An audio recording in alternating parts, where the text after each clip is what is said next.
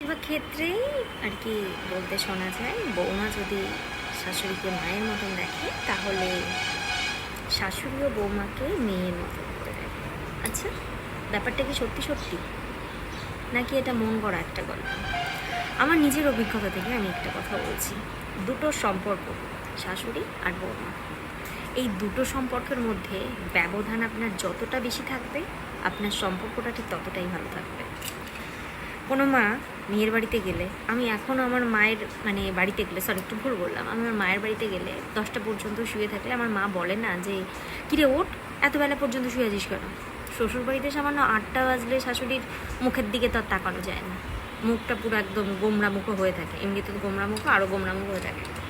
কেন 8টা পর্যন্ত শুয়ে আছে? বাড়ির বউ ভোর 5টার সময় উঠবে।